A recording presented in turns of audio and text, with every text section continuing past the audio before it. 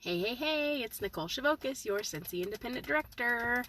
I just wanted to quickly share how I use drawing slips to build my business and how you can do it too. So, you can make samples. So this is a felt sample that I made. You can also use slices of bars, like take a crinkle cutter or a knife and just cut them up. And you can put them in these little jewelry bags. I like to put a label on them that has the scent and my information on it. That way, if they rip the sample off of the whatever I attach it to, in this case I attached it to my business card, then it still has my name on it so they can get back to me. But worst case scenario, you don't have to do that. Just attach it to something with your name on it. So I use my business card. And then drawing slips. I use these, I keep them in my purse, and the felt samples are nice because they don't melt if it gets hot and you have it in your car or whatever. So I just keep these drawing slips in my purse at all times, a stack of them. You can also get them from the Scentsy family store, or the Scentsy success store, or you could create your own. And I also have these. If you guys want them, you can print them off. So they print 4 to a sheet. So it asks for their name, address, phone number, and email. And then at the bottom, this is where the important stuff, and I know it's backwards, but host a home party, host a show on the go, join my mailing list newsletter, fundraising opportunity, and earn income with Scentsy. So,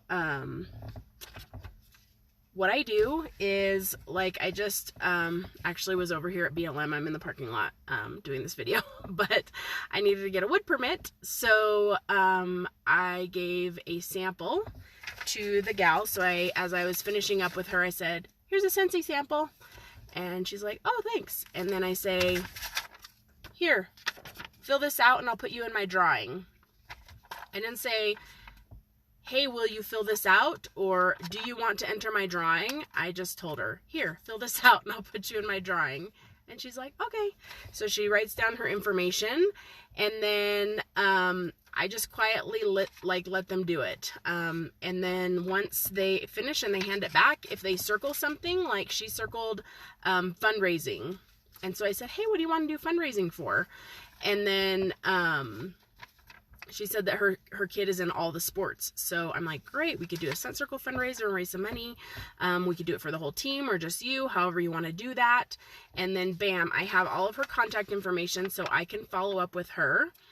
She has a scent with my name on it. So every time she smells it, she's going to think of me.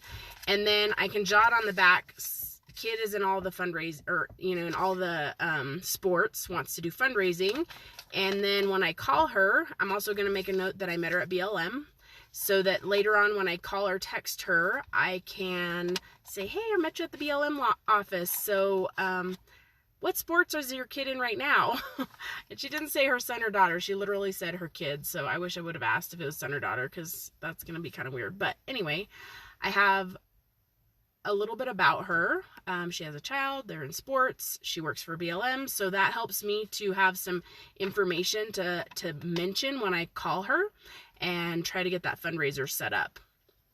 The other thing that I do is I am a huge advocate of using the Amy app. It's called Sell with Amy, and it was formerly called Maven, but it is an app that syncs with our workstation and helps you to follow up. So I just added her contact information into Amy, and I made a little note about her wanting to do fundraising and that her kid does sports. And now I have a reminder to follow up with her. I'm also going to throw this drawing slip in my little basket at home so I can do a drawing at the end of the month. And that way I'm actually doing a drawing, and I don't give away the farm. I just do something small, usually like a scent circle or something that's really easy to mail, so I don't have to worry about meeting up. If I want, I might do something a little bit bigger, but it just kind of depends on my budget and what I have available and if they're local or not, because I always get these when I'm out of town as well. So this is a really great way to grow outside of your friends and family. because, you know, sometimes our friends and family are our worst critics, and usually they will support us, but sometimes it's really important to grow outside of our friends and family, because once they buy, then they're only going to need stuff every now and then. And so in order to be successful with Scentsy, we really have to grow beyond friends and family. So I hope you guys use these drawing slips, and if you are not signed up for the Sell by Amy app, do it. It is free for 30 days. If you just joined, it's actually free for 4 months. So definitely get on that. And then I also add in the contact information in the workstation. So I sign into the workstation, go to the contacts tab, and I add a new contact. And at the bottom, it lets you subscribe them to the newsletter. So if you get an email address, subscribe them to the newsletter.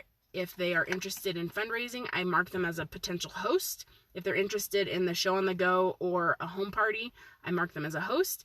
If they say they want to earn extra income with Scentsy, I mark them as a potential recruit. And then later on, I can go back into my contacts and look and see who's interested in hosting, who's interested in joining, and follow up with those people as well. So there's 2 ways. And I do like to put them both in the workstation and Amy. Amy does sync with the workstation, but it only syncs up as soon as they order. So this person hasn't ordered from me, so her contact information won't show up in Amy yet. So I entered it in manually. But anyway, I hope you guys use drawing slips to help build your business. It's kind of old-fashioned, but I love it, and it really works for me. So let me know if it works for you, and if you guys need anything. Have a great day, and holler if you need anything. Talk to you soon. Bye.